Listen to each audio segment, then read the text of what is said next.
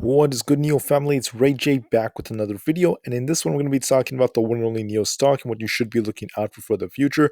I'm also going to give you guys my price prediction for tomorrow and talk about where I see the NIO share price going based off the data I have and what I think is going to play out based off all these factors. Now, before I talk about what's going on with the Fed and also NIO's share price based off technical analysis, I do have to mention a couple of things real quick. The first thing is I'm not a financial planner, so please don't take this as financial advice.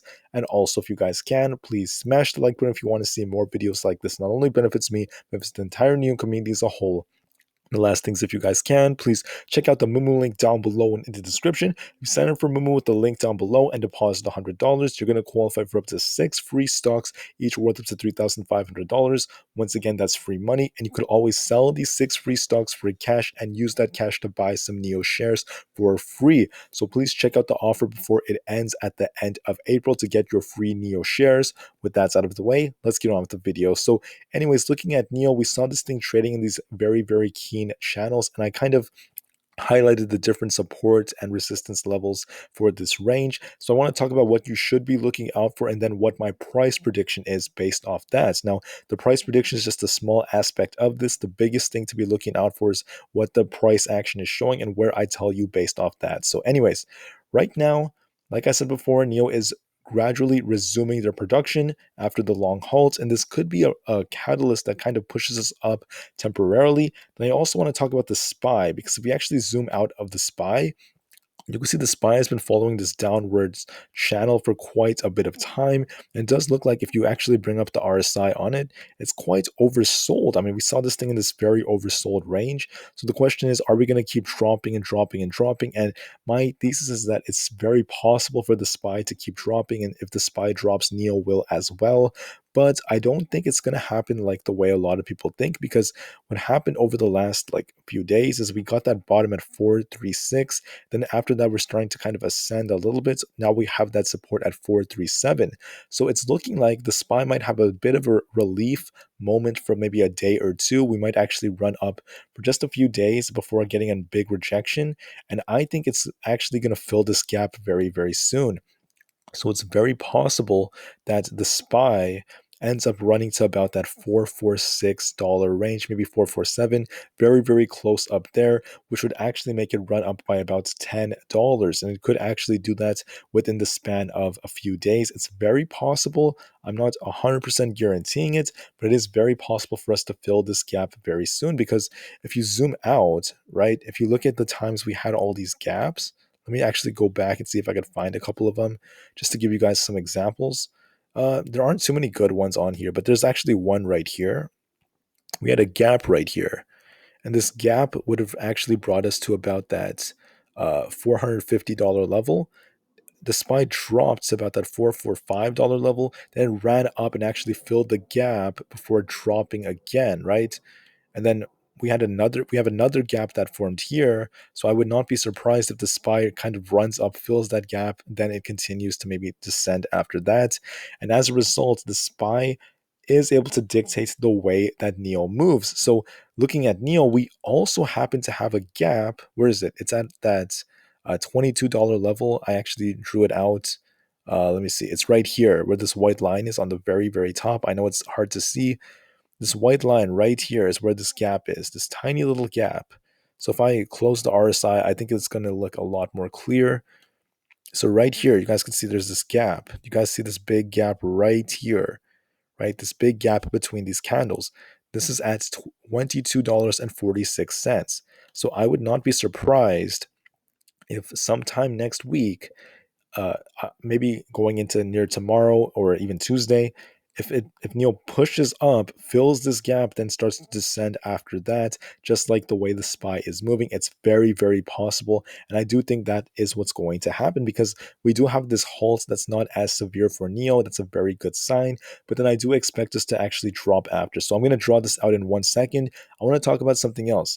In a few weeks, we have the FOMC meeting. It's on May 3rd through the 4th. And then they release their minutes the next day, I believe. So this is big because the Fed is going to announce their new monetary changes. So they may be raising the federal funds rate by another 50 basis points, which is going to increase inflation. They're also going to be potentially reducing their balance sheet and maybe a little more, maybe not. We need more news on this. As of right now, I think it's $95 billion per month as of right now.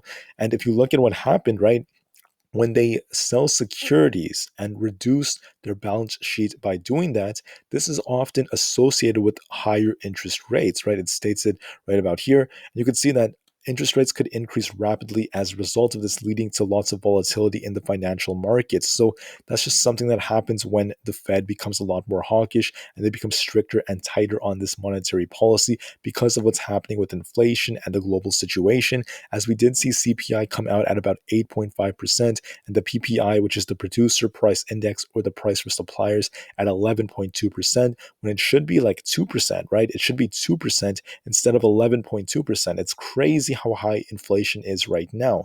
So, as a result of this, right?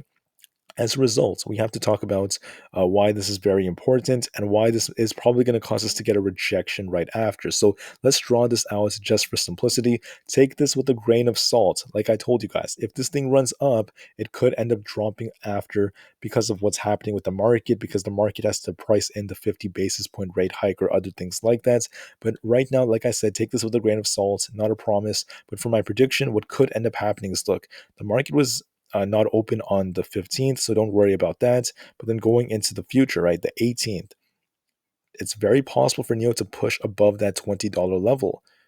And then we could get rejected and kind of get a nice bounce and then treat that $20 range as our next key level of support. And then once we get that bounce, it's possible that we actually push up to as high as 22. Maybe kind of like this. It happens like a little slowly, and we actually bounce off that $22.50 range and then get rejected after that. And we kind of trade in this range temporarily before we end up descending, right? So it's very possible for something like that to happen as we end up seeing a good move come. So I just wanted to put that out there. It may look like this, where we kind of continue on that distribution pattern. It might look something like this, right? This is just my example, but I am going to be a little bit more bullish going into the next few days or at the beginning of the week between Monday and Wednesday. I do think that NIO found its strong support. It's starting to curl. It does look like it wants to run and maybe fill this gap right here around 22. So I do think that could end up happening for the next few days for the market. And as a result, a lot of people could start buying calls before the market makers push us right back down by Friday. It's very, very possible. And I just wanted to inform you guys about this and prepare you, because this is what could end up happening. Now, take that prediction with a grain of salt. For Monday, what I think could happen is we could be trading that $20 to $21 range, and then we could end up getting a bit of a rejection, right? A bit of a rejection, and then we could close around that low $20 level, and then we could continue to slowly step our way up for a few days to fill that gap before dropping right back down, very similar to the SPY. So that is what my prediction is. Take it with a grain of salt, because the FOMC meeting is still coming and it could be very bearish. It could be a bearish catalyst for the next like few weeks before we start to see that the monetary policy changes from the Fed priced in, before we start to reverse. So be on the lookout for that. But right now, that's my prediction. I think this is more likely to happen. We're going to get a bit of a relief, and we're going to start running up slightly before we're getting a rejection.